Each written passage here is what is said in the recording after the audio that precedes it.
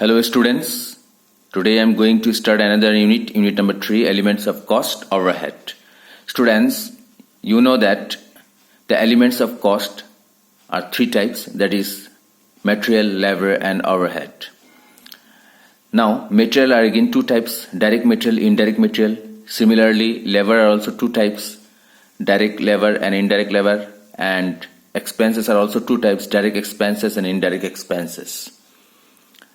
Now, sum of direct material, direct labor and direct expenses is known as what? Prime cost. That already I've explained in my previous video. But the question arises here. That is your unit number 3, overhead. Now what is meant by overhead? Overhead means what? The sum total of indirect material, indirect labor and indirect expenses is known as overhead. Okay? Now, apart from direct material, direct labor, there are many other expenses which are responsible for total cost of the product. When these expenses are incurred, we cannot directly identify with a particular department or particular product. So, there is need of properly distribution of these overheads.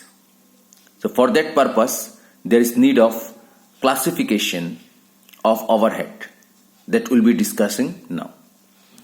The classification of overheads, that is, are categorized into 3, that is by elements wise, by function wise, by behavior wise. Okay. Element wise, that is indirect material, indirect labor, indirect expenses. Okay. Now indirect material, example like cost of consumable stores, lubricating oil, cost of printing, postage and stationery, etc. Okay. Then the examples of indirect labor like salary of supervisor, then workman manager, okay, contribution to ESI, then provident fund, then leave pay, etc. So these are the examples of indirect labor. Now indirect expenses, example like rent, rates and taxes, repairs, insurance, depreciation on building, plant and machinery, furniture, etc. Okay. Now function wise, that is factory overhead, administration overhead, selling and distribution overhead. Okay. Factory overhead, so those indirect expenses which are incurred in factory are known as factory overhead. Okay. Then administration overhead, those indirect expenses which are incurred for the administration or in office is known as office or administration overhead. Selling and distribution overhead means those indirect expenses which are incurred for the selling and distribution of goods is known as selling and distribution overhead. Okay. And also you remember students, overhead is also known as indirect cost. Okay. Now by behavior wise, that is the fixed overhead, variable overhead, semi-variable overhead. Now what is meant by fixed overhead? So those indirect expenses which are incurred within certain output and not affected with a change in the level of output, that is not increase or decrease with change in output, is called fixed overhead. Example like rent. Okay. Then variable overhead, those indirect expenses which vary with a change in the level of output, that is increase or decrease with change in output, is called variable overhead. Example like indirect material, power and fuel. Okay. Now then semi-variable overhead. Now semi-variable overhead means what? That is those indirect expenses which remain fixed for certain level of output and then changes with level of output is called semi-variable overhead. Example like electricity bill, telephone bill, etc. Okay. So this is about the classification of overhead. Now after this, After this, there is the steps involved in the distribution of overhead. Okay, what are the steps involved in the distribution of overhead? The first of all, that is collection of overhead, allocation of overhead, apportionment of overheads, reapportionment of overheads, absorption of overheads. So one by one we'll try to understand. Okay. First of all, first point that is given, collection of overhead. See, first step is what? Collection of overhead. That means first you have to collect all indirect cost, that is department wise, that is cost center. So this process is also known as primary distribution overhead. See here given, primary distribution of overhead. That means primary distribution means that is to the process of distribution of overhead expenses to all the departments, both production department and service department. Okay. Then second point is given, allocation of overhead. Now what is meant by allocation of overhead?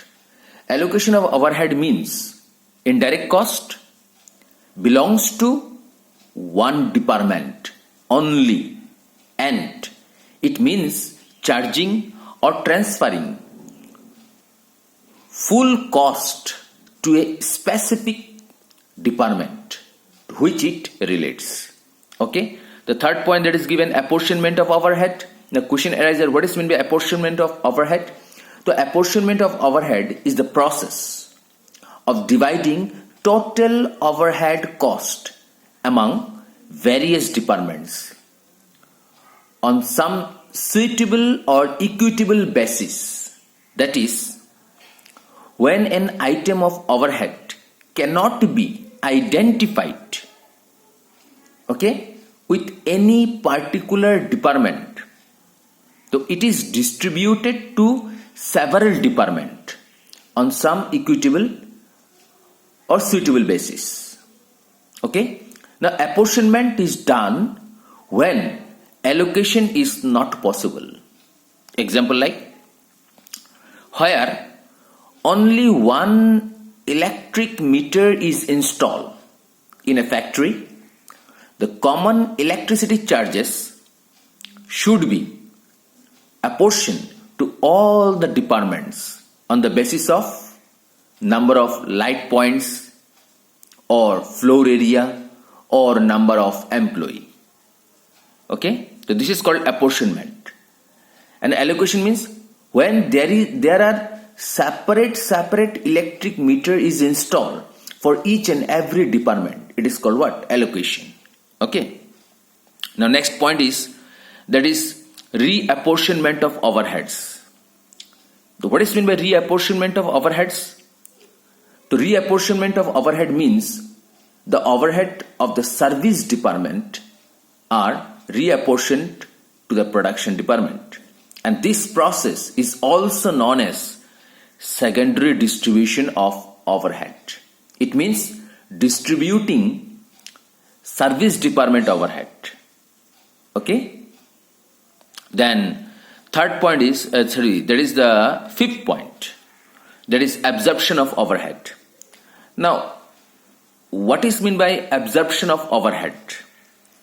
The students, absorption of overhead, that is the overheads charges to departments by way of primary and secondary distribution are to be recovered from the output produced by various production departments. And this process of recovering overheads of the production department from its output is called absorption or recovery of overhead. So remember, absorption overhead or recovery of overhead, both are same. Okay. Now, there are different methods of recovery of overhead of production department. What are the different methods? Number one, that is the production unit method or rate per unit of output. Second method, of absorption of overhead, that is the percentage of direct material cost. Then third methods of absorption of overhead, that is percentage of direct labor cost, that is called direct wages. And the fourth method of this absorption of overhead, that is the direct labor hour rate method. And the last method, that is the number 6 method of absorption of overhead, that is machine hour rate method. So see, there are different methods. Okay, there are different methods of recovery of overhead of production department.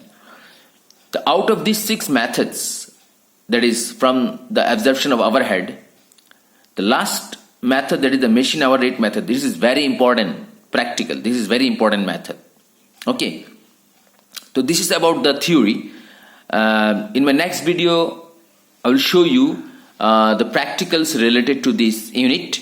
Okay, I will show you, and then it will be clear your concept. This is just theory that I tried to give the explanation, and I hope little bit you understand. Okay, so okay then, thank you for today.